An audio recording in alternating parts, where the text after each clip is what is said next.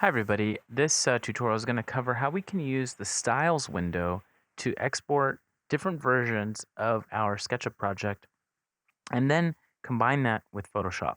So if you've been following the last couple tutorials, we talked about using textures, and we've also talked about building objects. So here we have a very just simple room. I've added a wooden texture on the bottom of the floor. I've added a brick texture along the back. I've got a white wall here, and then I've got another wooden little cabinet here.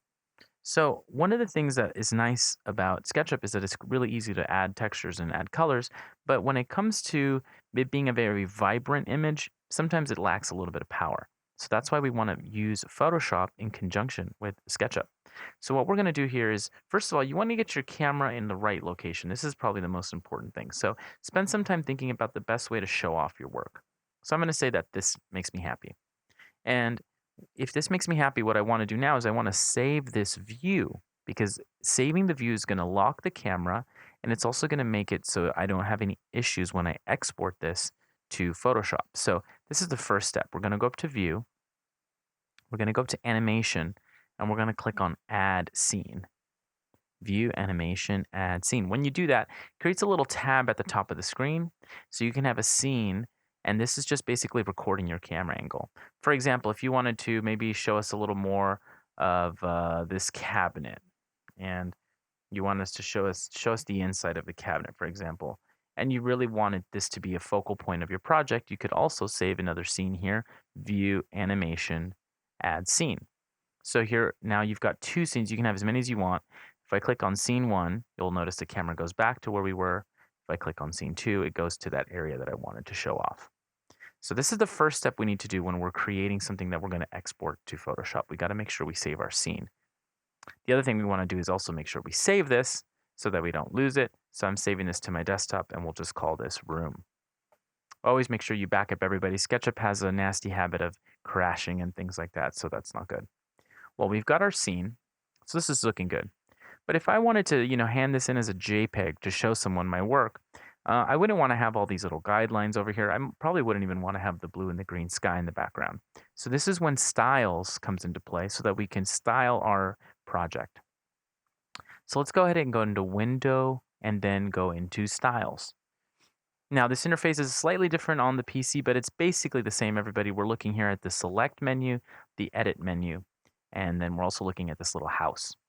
You'll notice it defines the name of the style that you're currently on. Most of you will probably be on the simple style. That's the generic style that SketchUp starts with. Now you should know that under the Select menu, there is a selection of many different styles. And just for fun, let's just take a look at a few of these. If we were to click on, for example, Assorted Styles, you'd get a list of different styles. What these do is they keep your project where it's at, but they change some of the default settings. So here I am on a scribble on Masonite. Here's a style called watercolor, paper with pencil.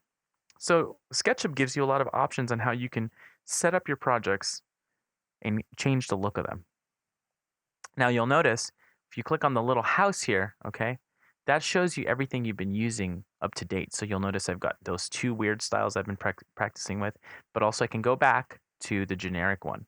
And I'm actually going to go back to that generic one. So make sure you click back on the house and find your simple style so you can start back from scratch. Now what we're going to do here is we're going to change the simple style in our own way for our own benefit.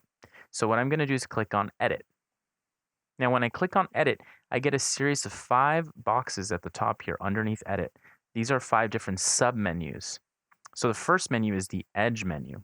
And this is actually a really great place to turn off all those black lines that have been highlighting everything. Some of you might really like the way this looks just by turning this off. So I'm going to uncheck Edges, and I can uncheck Profiles. All of a sudden, it softens up everything in SketchUp.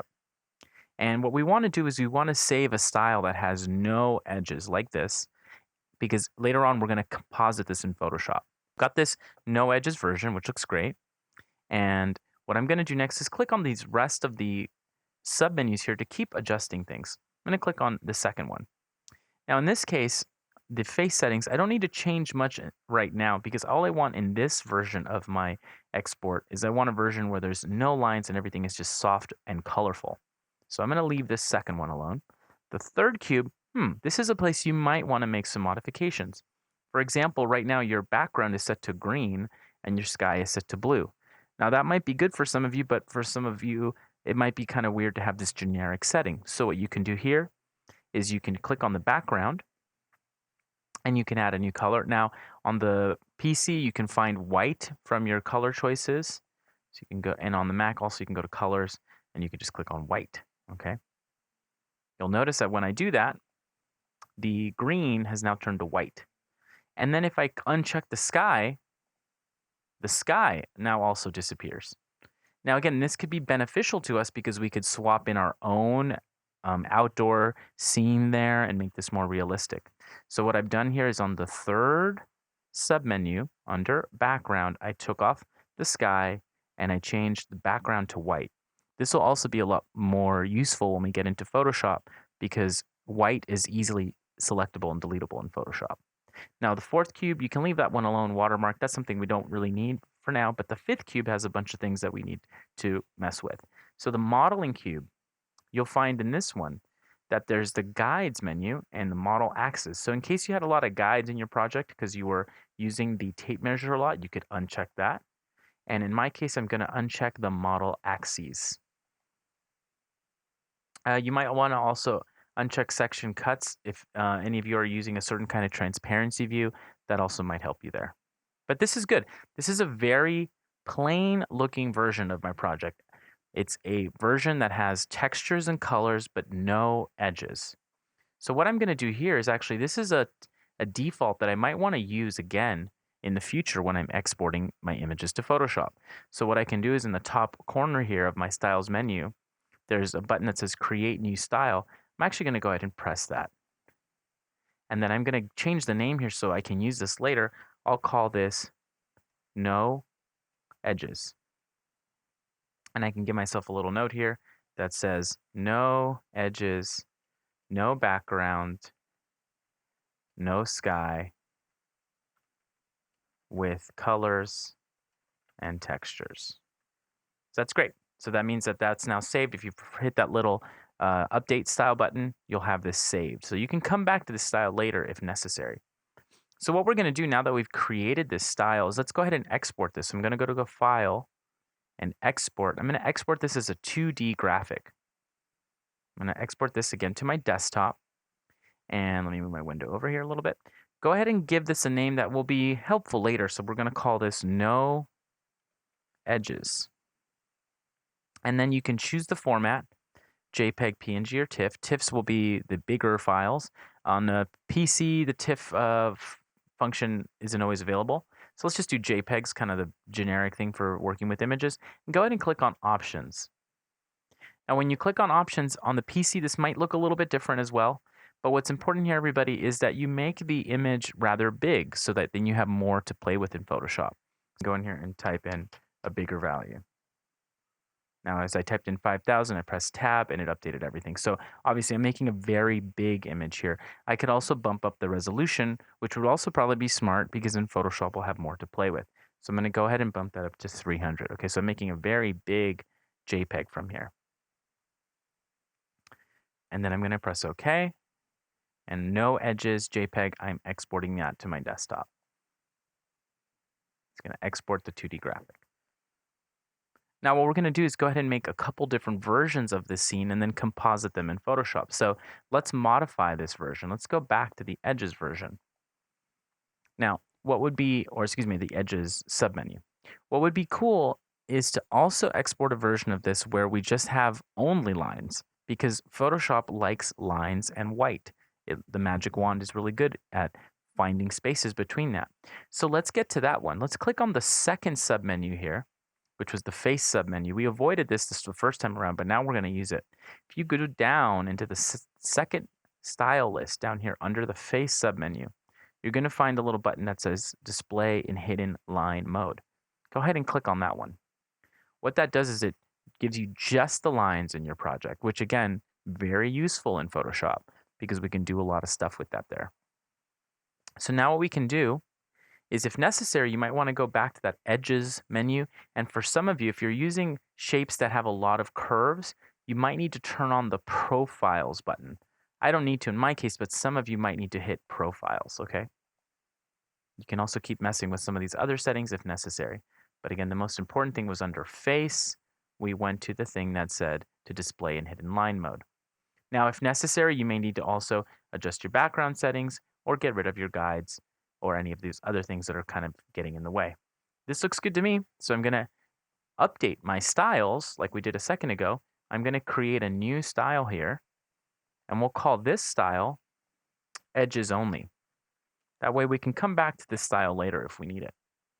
And then I'll give myself a little bit of a description here. This is just going to say edges only. No color, no texture. And then I can update that. So edges only. Great. So let's export this file, export 2D graphic. We can take a look at the options. You'll notice they're the same as they were last, so that's cool. I'll leave that alone. And I'll call this just edges. Okay. And I'm going to hit export. So I've got two different versions of my room now. One that has color and one that just has lines. Now the third thing that we could do is we could introduce shadows into this world. So for some of you that might be overkill and it might be unnecessary. For some of you, you might find it gives a little bit more life to your room. So for this, we're going to go to Windows. We're going to hit Shadows. Now in the Shadow Settings window, to turn on the shadows, there's a little square here. You just click that on and turn it on.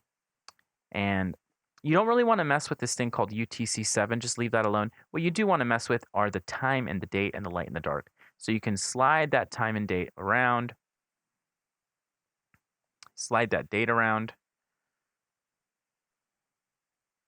So you can get a different effect. So again, depending on whatever it is that you need here, you figure that out. You decide what's best for your project. If I adjust the light and the dark, I can also change how dark or not dark that shadow is going to be.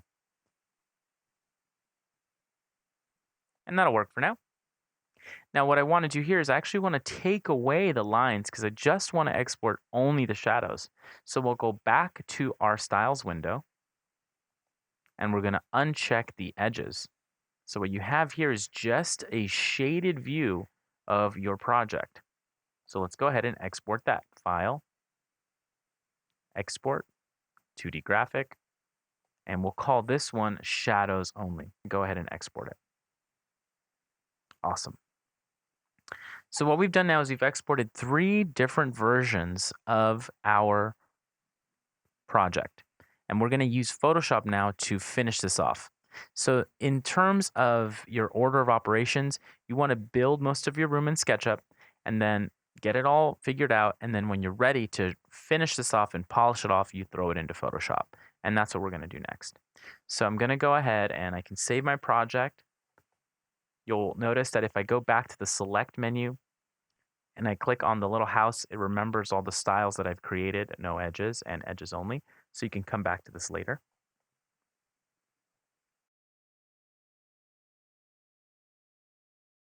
So file new in Photoshop, US paper, letter size.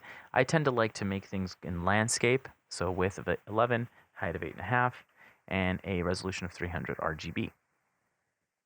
Great, so we've got our blank canvas here. Now what we want to do is we want to go ahead and place these things that we've created in SketchUp in a certain order and then blend them together to make this a more juicy, beautiful image. So I'm going to go ahead and place the first one, the one that just says no edges. So go ahead and press place. And then you can go ahead and press enter, just lay it down on your canvas.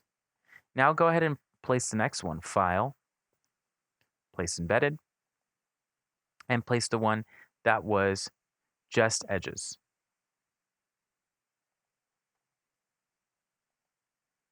They should stack exactly on each other. You shouldn't have any issues with that as long as you didn't move your camera and as long as you saved your view.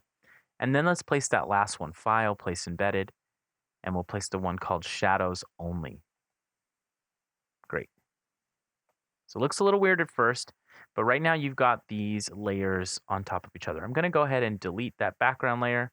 That's unnecessary. So we've just got 3 layers here in Photoshop.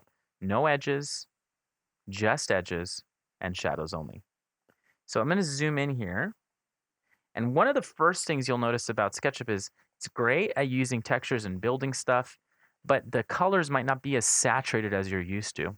So first thing I'm going to do here on the no edges layer is I'm just going to give it a little bit of love with some Photoshop filters.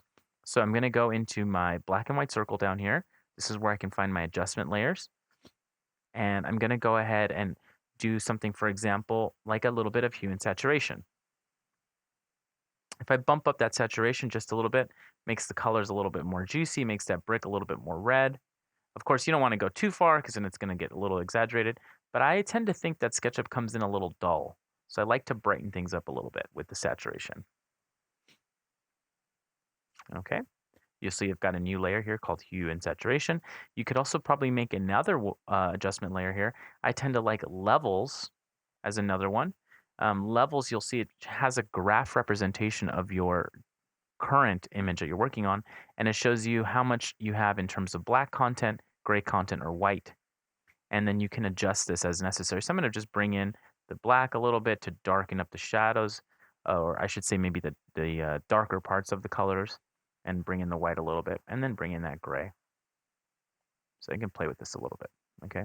Just to increase the contrast. So what I've done with these two layers is here's the before, kind of dull, and here's a juicier color, and here's a little bit higher contrast. So I definitely think you should experiment with those two. Look how dull it is before you do that. So we did 2 adjustment layers to the no edges layer. Now what we'll want to do is we might want to use those lines in certain places. For example, the lines might look good on his jacket, or they might look good along the edge of the window. So let's turn on that layer now, the just edges layer. Now when you do that, it hides everything that's underneath. But since we're in Photoshop, and since this layer is just white and black, we have a magic little button up here where it says normal. We'll click down. These are our blending modes, and we'll choose multiply. Aha, there we go. Now we can see the lines and we can see the bright colors and stuff that we've done. So this is a moment where there's a lot of different options, everybody. For some of you, and I'm going to zoom in here a little bit on my cabinet that's on my floor. Let's say I don't want this line right here, but I do want the line on the inside for some reason. If you have a layer that has the lines on it, well, that means you can also control it by masking it. So this would be the one thing you could do is you could take the just edges layer, you already set it to multiply, and now you could add a layer mask on there. If you add a layer mask on there, you could then grab your brush, and with your brush, you could decide to hide things. Remember that with a layer mask, everybody, black conceals and white reveals. So you'd grab your brush, make sure it's set to black, make sure it's set to normal and 100 opacity, 100 flow, and then wherever you paint with black, it's going to hide those lines. So you could selectively hide the lines from places you don't need them, and then maybe bring them back in places that you do. So here I am selectively deleting those lines. And if I make a mistake, I can paint with white and bring it back. That again is the benefit of using the masking tool. So consider how you might want to hide or maybe bring emphasis to certain lines that you don't think are necessary. And again, that was by applying a layer mask. Now, the other thing you can do is you can also blur these lines. For some of you, that also might be good because maybe you like the lines, but maybe they're a little bit too computery and pixelated, but you like them to just be there, but maybe a little bit more ghosty. So what I'm going to do now is click on my layers. Make sure you're clicking on the lines part, not the mask anymore. Make sure you're clicking on the lines part there in the layers, the left side, the little smart object symbol. And what I'm going to do here is just another possible option here is I go to filter and I go to blur. And what I can do is I can apply, for example, a Gaussian blur. There's many different blurs to choose from, so feel free to experiment. The Gaussian blur is pretty easy. If I play with the Gaussian blur, what I can do is I can bring it in a little bit. And as I bring it in a little bit, maybe I want it to have a soft look, right? It might look a little weird on him, but if you take a look at our cabinet, for example, I kind of like it looking a little bit soft on the cabinet. So it kind of gives it an edge without having that pronounced black pixelated line. So experiment with that. Some of you might like to do the blur, some of you may not. Just going to blur it a little bit again, soften this up. I kind of like what it does to the cabinet there. It kind of gives my room a little bit of a softer look. And I press OK. Cool thing about this, everybody, since you're using a smart object, you can always go back and you can change your mind about this layer. This is a smart filter, so you can just double click this and just go back and tweak it again. You don't like it, you want to make it blurrier, go for it. So you see as I blurred it quite a bit now, if you take a look at this cabinet before and after, there it is with no lines. Here it is with just a hint of shading from that line, right? Here it is with nothing, with just the black lines. Which one do you like better? That's really up to you. Completely up to you. Something for you to experiment with. I'm going to zoom out here. Taking a look at my room again here, everybody. Now, the last step I could do is the top layer here, the shadows only. If I turn this thing on, again, it hides everything, but you already learned a little something along the way here, hopefully. And that's that if you change the blending mode to multiply, it allows you to blend the shadow in there. Aha, so now the shadow is only showing the dark parts because that's what I chose to do. I chose to set it to multiply, which hides all the white. So here it was before in normal, but when I change it to multiply, hides the white and just shows me the blacks and the grays. So this is another moment where you might want to add a mask. And let's say you really don't want to see any of that shading on the walls, but you do want to see the shading inside the cabinet for some reason. You could grab your brush, I'm painting with black, and I could hide the shadow anywhere I don't need it. So let's say I don't want it anywhere, but I just want it maybe on the floor. So I'm hiding the shadow with my masking tool. And there it is, right? There's no shadow. Or if you want to bring it back, you would paint with white. Because remember, this is a layer mask. And the layer mask controls this layer. It's showing or not showing what's on that layer. So again, you can selectively hide the shadow where you want it, or bring it back by painting with black and white on the layer mask. Now, in addition to that, you may want to do what we did earlier, which is where you can blur that shadow a little bit. So for example, if you click back on the smart object that represents the shadows, not the layer mask, make sure you're clicking on the shadows, you could return back to filter, blur, you could do a Gaussian blur there, and you could blur out those shadows a little bit. Right, now you got to be careful. You see I have a little bit of a mess here, and that's because I was using my layer mask, so I just got to make sure I go back and clean those edges up. But you can see there's a soft shadow now. There's a smart filter on and off, not soft and soft.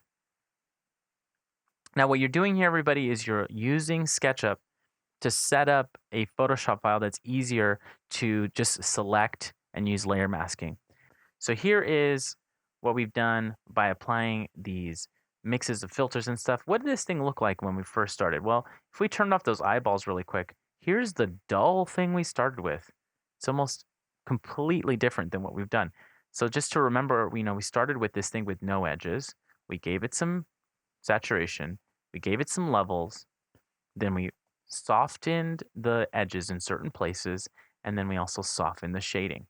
Now, of course, all these layers, everybody, you can control the opacity of these things too. So if that shadow's a little bit too much, go ahead and lower the opacity. Maybe it's a really, really subtle shadow that you want in there. Something that you can barely tell is there. How about those edges? You don't want them to be blur anymore? Well, then remember, you can double click on the Gaussian blur and you can lower that blur, right? Make them more hard edged. So you have a lot of control here. And this is what's the benefit of having this in Photoshop.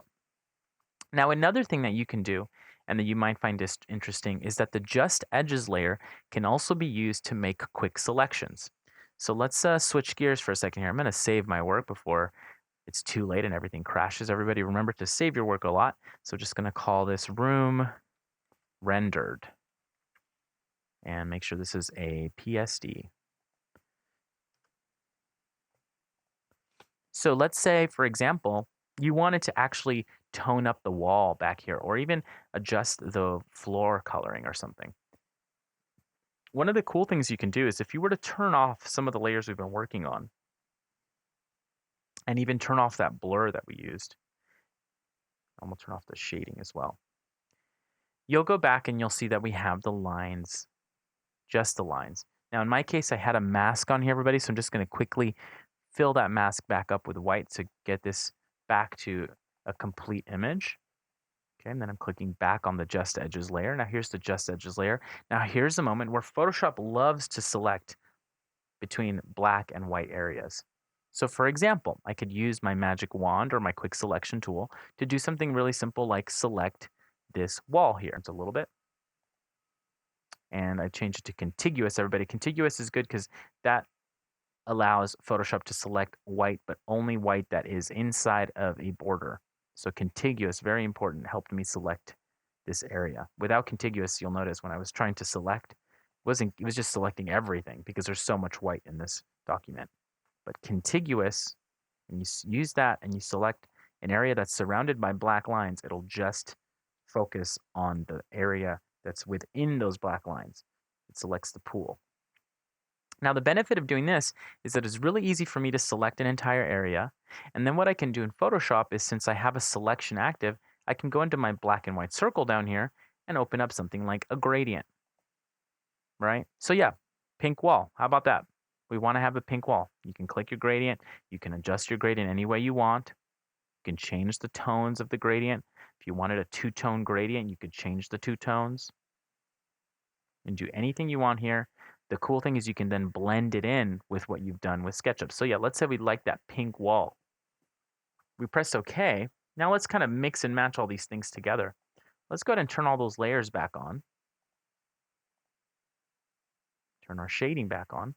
And you see that, yep, that pink wall is still there and it still works because it's a layer that was selected with the Edges tool. And then I could lower the opacity if necessary, right? Make it way more subtle.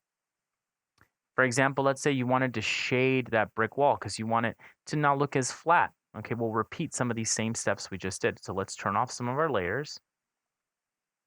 Go back to just the black and white Just Edges view. Grab your magic wand and you can select this back wall. And then once you've selected this back wall, you can go into your black and white circle. You can open up your gradient tool. And something that's good for shading, you can use the generic black to white gradient because it's a good thing in Photoshop because you can hide the white by using multiply, or you can lower the opacity. So I'm using black to white. And let's say the light's coming in, seems like the light's coming in from the left with our shading. So I might want to just modify the angle a little bit. Something like that. Let's turn everything back on. And now this layer that we just created, gradient fill 2, it's hiding the brick, but this is another moment where you can try to use something like multiply. And it'll show the brick and keep the shading. So this is a moment when then maybe we lower the opacity of this ever so subtly so we can just tone that room up and make it a little bit darker in the edge. I could actually even go back to my pink gradient and swap this out for a black to white gradient. And then also swap the angle, right? The light seems to be coming in from the left here. So maybe it's a little bit brighter in this zone. So I could adjust the angle of the gradient as necessary. So of course, you can play with this all you want, everybody. You can really tone this any way you want. There, I've made it a little bit brighter in that zone. So again, I'm playing with gradients and I'm playing with blending modes to make, a mix of things. So think about how you can add gradients to give your room a little bit more depth and tone. And then when you're all done with this, if you're liking what you're doing, what you can do is then go ahead and give this like a final adjustment in Photoshop. So I'm going to go to black and white circle. I could go to levels and just give this a global levels adjustment. Maybe the whole room should be a little bit brighter with a higher contrast. And then maybe also I should give this another adjustment layer with a little bit of hue and saturation. And saturate this up a little more. Obviously, you don't want to go too far, but you could give it a little bit more life. And what we're doing is mixing and matching all these things to give the room a little bit more mojo than we started with.